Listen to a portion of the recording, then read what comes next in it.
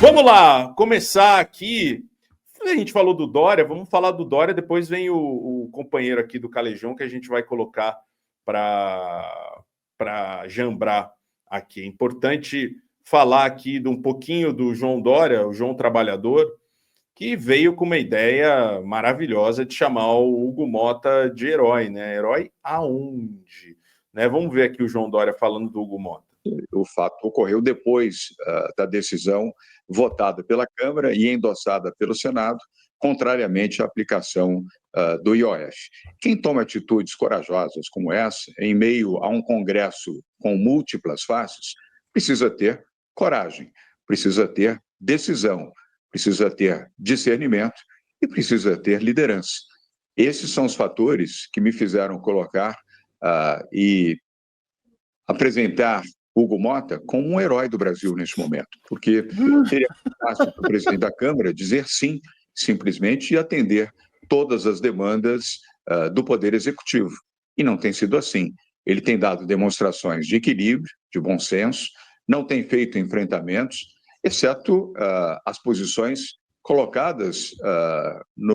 O fato ocorreu depois da decisão. Tá aí o Dória chamando o Hugo Motta de herói e o Lula respondendo sobre o Congresso, né?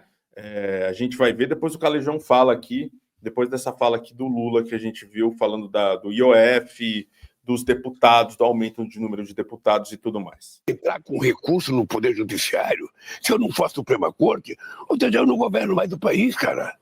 Esse é o problema. Cada macaco no seu galho. Ele legisla e é o governo. Sabe? Eu mando um projeto de lei, eles podem vetar. Eles podem aprovar ou não. Se eu vetar, eles podem derrubar meu veto. E se eu não gostar, eu vou no Poder Judiciário. Ora, qual é o erro nisso? O erro, na minha opinião, foi, sabe, o descumprimento de um acordo que tinha sido feito num domingo à meia-noite na casa do presidente Hugo Motta. Lá estavam vários ministros, lá estavam vários deputados, lá estava o companheiro Fernando Haddad com a sua equipe, festejaram o acordo no domingo. Eu estava em Nice, no Congresso dos Oceanos, na França. Eu liguei para a Gleisi Hoff e perguntei como é que foi a reunião. Ela estava maravilhada com a reunião. Nunca vi tanto abraço, tanto carinho, tanta concordância. Quando chega na terça-feira, o presidente da Câmara tomou uma decisão que eu considerei absurda. Agora, isso você pode perguntar, tem um rompimento com o Congresso? Não. Não tem. O presidente da República não rompe com o Congresso. E tem, Calejão, só para finalizar, aqui uma fala da Globo News, falando dos deputados também, que o Lula não vai sancionar esse absurdo aqui no número de aumentos de deputados no Congresso Nacional, né? Que é uma tentativa ali de você ter mais emendas, né? Você conseguir despender mais votos para a direita e ter um Congresso ainda mais de extrema-direita. Não sancionará. Eu trago para vocês a conversa tal qual ela foi feita hoje, agora pela manhã. O presidente não vai sancionar isso, o aumento de 513 para 531 deputados, diz esse aliado. O presidente pode até não vetar, para não ser interpretado como uma afronta ao Congresso Nacional, mas assinar, assentir, sancionar, ele não vai. E aí você pergunta, bom, e aí o que acontece? Há regramento para isso. Se o projeto vai, aprova-se no Congresso, vai até o Palácio do Planalto, o presidente tem 15 dias, a partir do momento em que a proposta chega à mesa dele na presidência da República, ele tem 15 dias para sancionar. Se ele nada faz, que é neste momento a tendência principal dentro do Palácio do Planalto, não é vetar, mas é nada fazer, a proposta volta para o Congresso Nacional, que promulga a sua própria decisão, deixando a digital na medida impopular. O que diz ainda esse ministro do Palácio do Planalto?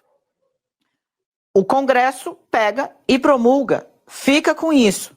O que acontece é que o presidente não quer sinalizar interferência em outro poder, vetando. Essa é a preocupação. Porque o que eles fizeram conosco foi uma interferência num ato do presidente da República, diz esse ministro. Mas sancionar, ele não vai. E aí, Calejão, muitas coisas aí acontecendo, né? O Congresso aí sendo rebatido, sendo discutido cada vez mais, né? O Hugo Mota, que a gente trouxe a capivara da família dele, é extensa, ele que já fez acordo com Eduardo Cunha, né? Votou pelo impeachment da Dilma, tá aí há muito tempo, um cara novo, mas está desde os 21 anos na legislatura aí do Congresso, né? E parece agora que o Lula deu uma acordada, né? Deu uma mexida ali, né? Tá peitando ali um pouco o que está acontecendo no Congresso Nacional, que depois a gente vai mostrar até uma votação dos próprios congressistas sobre o que eles acham do governo Lula, mas queria saber o que você acha que está acontecendo, o que vai acontecer e se o Lula ainda tem condições de governar esse país. Tem condição. Bezi, o Lula nunca se vendeu como um revolucionário. Ele nunca falou em revolução, nem nada disso. Ele sempre foi um conciliador. Ele surge organizando o novo sindicalismo e é um cara que, assim, ouvia os anseios do chão de fábrica, comanda muita liderança mesmo, né, junto a essa categoria na ocasião e ascende para a vida política a partir desse pressuposto. Não é um cara que se propôs a combater o capitalismo ou subverter nada disso, entendeu? Então tá na natureza dele. Conciliar, estabelecer o diálogo e tal. Isso é bom, isso é ruim, ele é um safado, ele é genial, tudo bem. Aí cada um que faça a sua própria interpretação. Mas ao longo da história dele, o Lula foi um cara do diálogo. Ele tentou estabelecer um diálogo. Cedeu muito mais, inclusive, do que boa parte da militância gostaria, de que ele tivesse cedido, conciliado e tal. O que acontece aí é que absolutamente tudo que foi entregue mesmo não bastou. E, paulatinamente, o Congresso Nacional vem se transformando no principal regulador da nossa sociedade. Então, isso não é mais um presidencialismo de coalizão, o que quer que seja. Existem vários termos e estudos ao redor disso. O Misael, um cara que eu gosto e respeito, fala de parlamentarismo orçamentário. O Cláudio Couto, tudo isso está nesse meu último livro, No Poder e Desigualdade. O Cláudio Couto fala de um governo congressual. Cada um tem a sua própria definição para te dar conta dessa transição que vem acontecendo ao longo dos últimos 10 anos, através de PECs, através desse tipo de coisa, sobretudo considerando emendas orçamentárias, e que vai tirando o poder do legislativo, transferindo para o executivo. Acontece que isso bateu no paroxismo. Essa escola de Eduardo Cunha, de Arthur Lira, que hoje tem o Hugo Mota presidindo a mesa diretora da Câmara, achou que não tá bom, a gente quer cada vez mais e eu vou apunhalar o governo pelas costas.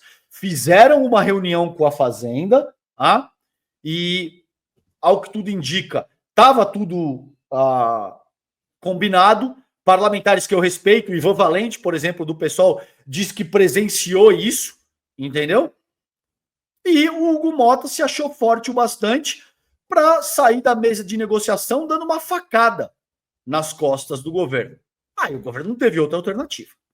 Aí o governo falou, não, então pera um pouco, mano. É desse jeito? Então é desse jeito. Então a gente vai judicializar a questão, porque cabe... Ô, Bezi, peraí, que a Fiona tá louca pra fazer xixi aqui, mano. Ela vai mijar no chão aqui, que isso aqui tá fechado. Vai lá, Fiona, vai. Pronto. Brincadeira, desculpa, né? O falta de profissionalismo da pessoa. Total. Ramelei total. Mano, ela tava passando então. mal aqui, velho. Então, assim, chegou um ponto em que não restou alternativa pro governo. Não é que desceu um ímpeto revolucionário no governo. Não, chegou um ponto em que não tem outro caminho, de fato. E aí vamos judicializar, vamos ver o que vai acontecer aí, porque o controle de constitucionalidade tem que ser exercido pelo STF. Eu não sei, eu acho, cara, e aí é uma leitura de conjuntura momentânea nesse sentido, que o Mota se precipitou um pouco. Tá? O Mota, ele se achou mais poderoso do que o que de fato ele é nesse momento. Esse grupo tem muito poder, eles controlam. Você viu quanto é que foi a votação para derrubar o decreto? Lavada, irmão. Maior do que o impeachment da Dilma. Você tá entendendo, Bezi? Eu venho dizendo isso, aí, né, porque você... Não, tá bom, não Não é independentemente do que eu queira. Eu tô te dizendo que é um fato. 383 votos derruba presidente, irmão. Então esses caras têm força. Agora, não é tão simples impeachment o Lula nesse contexto, porque ia meter fogo na República. Entendeu? Agora, não sei se você quer que eu fale... Então, como eu vejo nessa questão, é isso que está acontecendo. O Hugo Mota meteu a trairagem, enfiou a faca nas costas do governo. Todo mundo já sabia que isso era o mais provável, que isso de fato aconteceria. Só que ele não enfiou só a faca, ele enfiou a faca e ainda saiu querendo bancar a vítima. Entendeu? Não vai colar. Por quê? Porque ele agora foi pegar jatinho da FAB para ir lá para o Gilmar Palusa ganhando quase 15 mil reais de diária para gastar lá. Entendeu? Ou pelo menos isso aconteceu em maio, a questão das diárias. Eu ainda preciso confirmar se ele está recebendo da Câmara Federal esse mesmo volume de 15 pau por dia, Bessi. Andando de jatinho, meu irmão.